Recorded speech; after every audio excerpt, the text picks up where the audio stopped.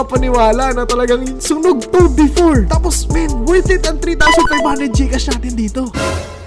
Okay. 3,500 Gcash. Ako po, medyo malaki-laking pera na rin yun, guys.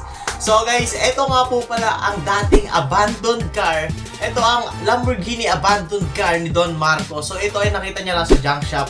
And pinagawa niya into animated Lamborghini supercar. So guys, gumastos si Don Marco dito ng 3,500. Tapos nanakawin lang natin.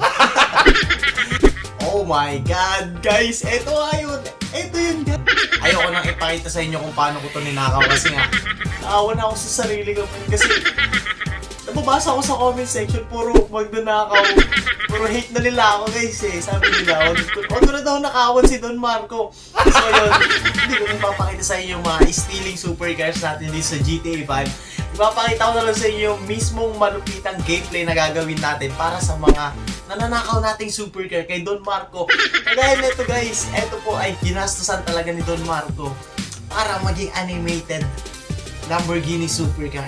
And ngayon gagamitin po natin siya pang drift dito sa city. At kung nakikita nyo naman guys, napaka-solid ng lightning dito guys. Ay naka-RGB pa yung mugs. And hindi ko alam, may isiniset sila dito guys eh, para maging RGB din yung ayan, mga kulay puti na lightning nyo dyan.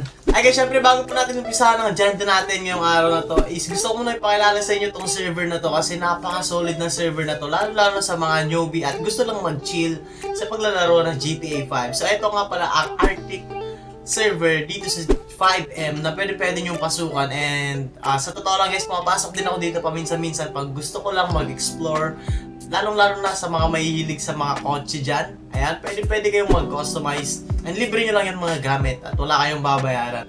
Ayan guys, nasa description yung Discord link and pindutin nyo na lang tapos maglaro na kayo dito sa Arctic. Ay guys, let's go! Umpisa na po natin tong malupitang drift na gagawin natin dito sa GTA 5 ngayong araw na to. And kung nakikita nyo nga po pala yung pinakamalaking building na yan sa aking likuran is dyan po tayo pupunta mamaya. Kung naalala nyo yung iba pang mga gameplay ko is dati na rin ako pumunta dyan.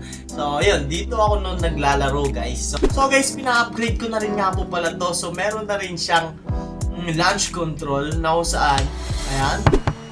Oh my God.